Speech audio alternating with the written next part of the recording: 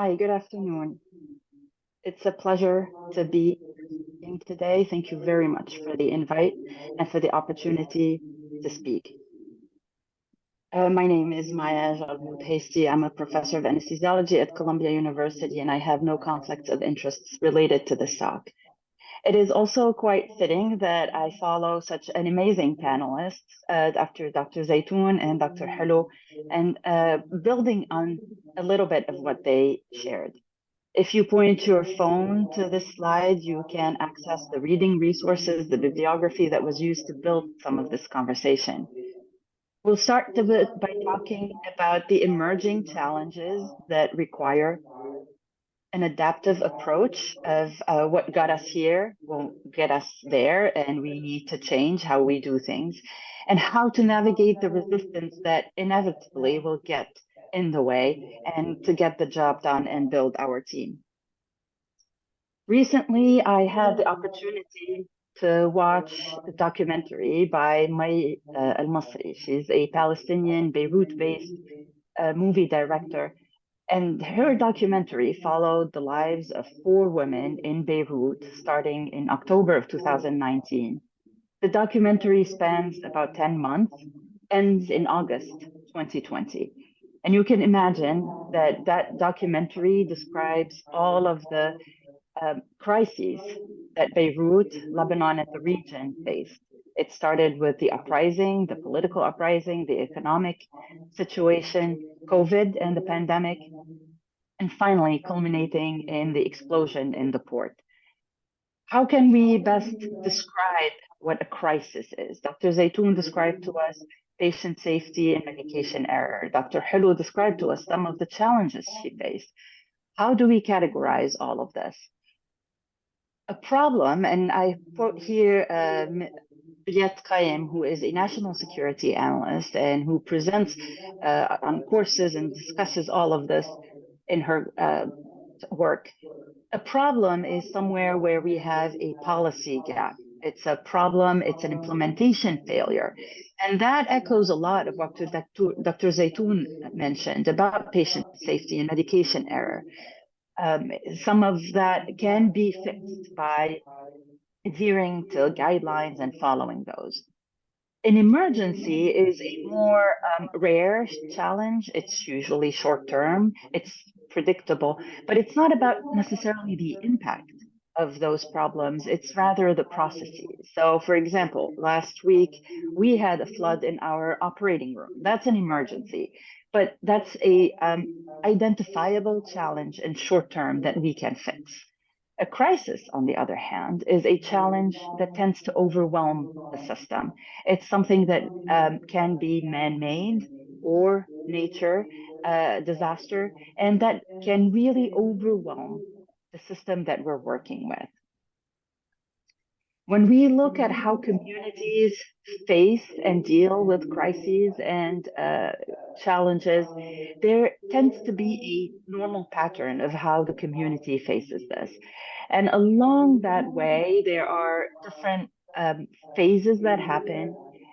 When the event happens, there is usually the expectation of seeing heroism, altruism, the optimism that sets in that we can get this done, that there is energy that focuses. However, there's a disillusionment phase that follows. And my sense is that we're very much in that phase right now, whether it's when we're seeing people retiring from the healthcare workforce, people leaving the country, people feeling the fatigue, the stress, the anger that is directed at all the systems that failed us during a crisis. Along that, also, what people found that during crisis, ways for communities to manifest resilience and to accelerate the healing is to have resilience. That resilience doesn't happen overnight. It doesn't happen when the crisis hits. It's something we build on before the crisis happens. That includes the ability to have access to health systems, for the community to be focused on developing health, the presence of communications and collaborations, establishing trust. And we saw a lot of the trust in the communications falling when we had the crisis, for example, with COVID. and the presence of social connections. Whenever we have a community with strong connections, there is more ability to bounce back. There's better resilience for the team. It's often said that no man ever steps in the same river twice, for it's not the same river and he's not the same man. Another way of saying this is that the only constant for us is change. The other constant is the fear of change. Change is always happening. What was yesterday is not going to be present for us tomorrow. We need to accelerate and move along with the change. In times of peace, what we expect from our leadership is direction. We want a leader to set the vision for us, to help us move toward that vision. We want protection. We want to know that we are physically safe, that we are emotionally and psychologically working in a safe environment. And we want order. We want a structure. We want to know who we go to, who we talk to, who to address. Unfortunately, we often conflate authority and leadership. Leadership should not be only minimized to those who are in positions of leadership. Many of us have positions of influence. Again, as Dr. Zaytoun, as Dr. Hello mentioned, there's a lot of opportunities for us, either as a junior faculty or as a senior faculty, to identify what needs to be done and to go about doing it. That's the true measure of leadership, a set of behaviors of identifying the gap and helping usher people through that gap, identifying an ideal state and moving people toward that ideal state. That's the concept of adaptive leadership. Adaptive leadership differentiates between what technical challenges are and what adaptive challenges are. A technical challenge is like that flood in our operating room. We know what happened, we have a clear solution for it, and we can call the expertise to fix that. We will call a plumber and it will get fixed. The adaptive challenges, on the other hand, these are newer problems. This is what Dr. Hello described as facing. This is a problem that needed a multi-pronged diagnosis element, and she needed to figure out new experiments and solutions. These are problems that we've never had before, or at least not at this magnitude, not in this context. And there are no clear-cut answers for us. There is no solutions that are pre-made. So how do we approach this? One framework is to work along the hierarchy of needs that was presented by Maslow, who's a psychologist back in the 60s or 70s.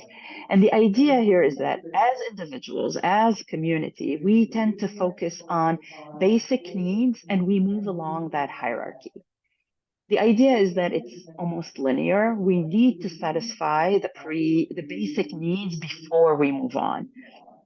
So you can imagine that at the basis of everything is the importance of the physiologic needs: food, water, housing. And in times of crisis, that is something that we need to address first. Do people have access to safe housing and to opportunity for access to water and to food? The safety needs is something that came up during COVID, the use of PPEs, the need for PPEs. Do we have emotional safety in that time? The community, a lot of the time, a crisis is going to disrupt community ties. We saw the lockdowns and their impact on people. The esteem needs, the respect, the competence, the feeling that we are valued for what we bring. And finally, the self-actualization, to know that we can achieve our full potential. Again, that framework should not wait until we're in a moment of crisis. It can help us anchor the solutions and figure out what to do next. But overall, we want people to be in a place where they feel they are doing meaningful work while being treated with dignity and respect. To do that and to build that community, to allow the resilience when the crisis will happen, when the change needs to happen, we need to have what is described as the self-determination theory. Three elements to that. The autonomy, people need to feel that they have some flexibility in control over their day to day, over their schedule, over their lives. They need to be able to be working in a place that values their own competence, being challenged in those competence, but affirming them and being connected to others. So having those three elements will help us build that community and prepare our team, our group for whatever challenge is going to come next. Many of you might remember this device. BlackBerry really revolutionized how we understood the smartphone, what that meant, and how we access the internet, how we sent emails. In 2000, a major crisis happened for BlackBerry, which is the iPhone. iPhone came somewhere in the early 2000s, and BlackBerry just did not see that crisis and did not do the changes that it needed to do. And BlackBerry is no more produced on the market. And yet, you'd imagine that when a new technology comes in, that you're going to have people who are immediately taking on the new technology. We start with a new airway device in the OR, and some people are going to immediately jump to being the innovators, being willing to try it. Then you have the laggards, those who will take a longer time to choose to adopt the change.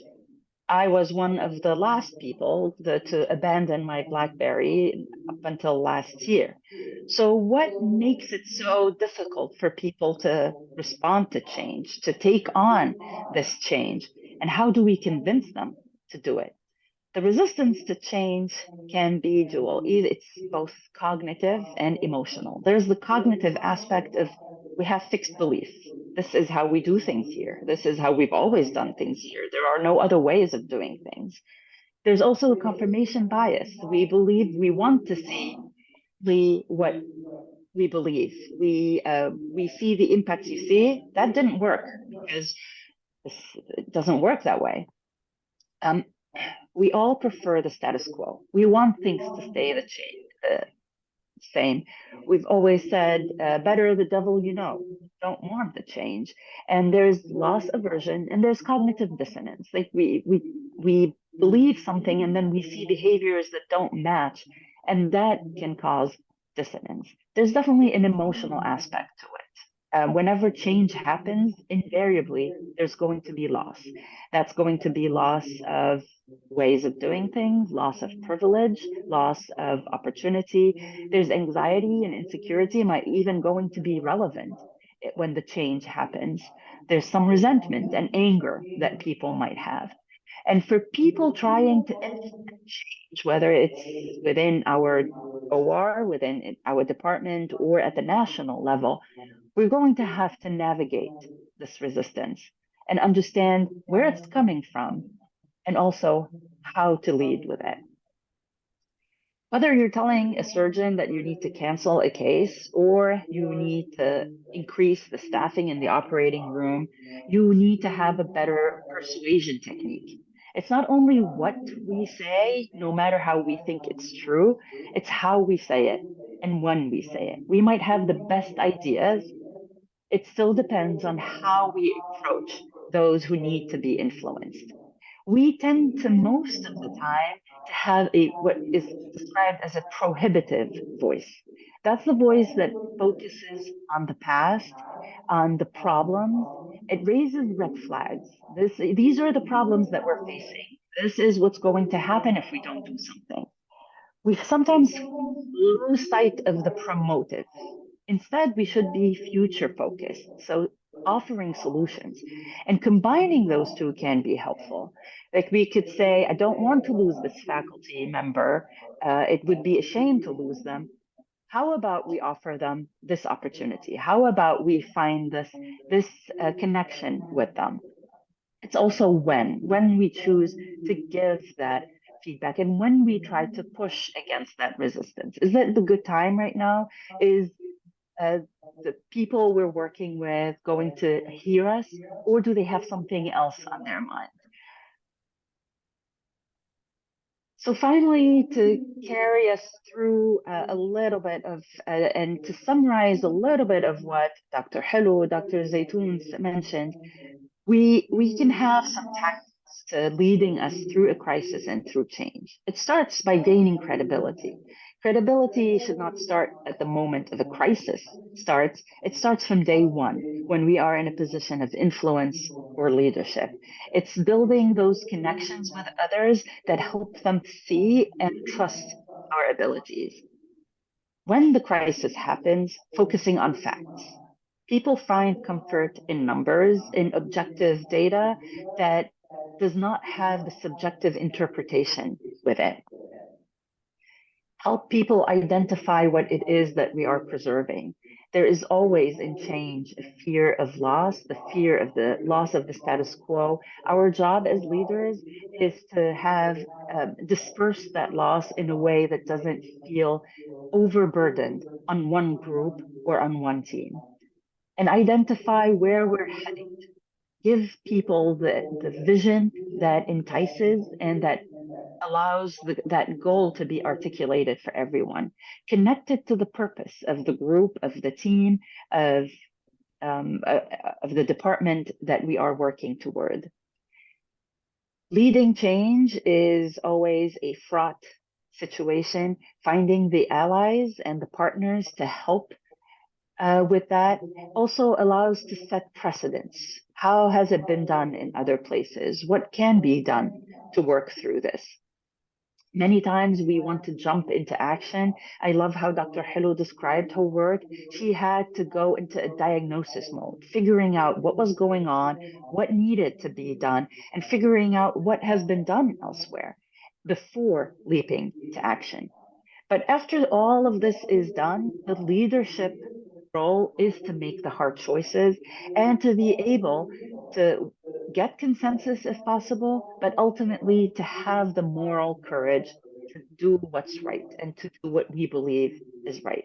And in all of this, to lead with empathy, to care for those who agree with us, and more importantly, to those who do not agree with us, so that we can lead the whole team. Ultimately, what we need is a leadership that is brave and bold. Uh, for those who cannot read the Arabic, تجري الرياح بما لا تشتهي السفن, or the wind will blow in ways that the ships do not wish. But I think we can get beyond the predeterminism and fatalism of al-Mutanabbi, and we can suggest that we cannot direct the wind, but we can adjust the sails. And with leadership that identifies the goal, the purpose, and helps usher people along that path, we can adjust the sails and lead us into a safe harbor. With that, I thank you very much. These are still the resources, and I look forward to the conversation in the QA or offline for those who desire. Thank you very much again for this opportunity to share with you today.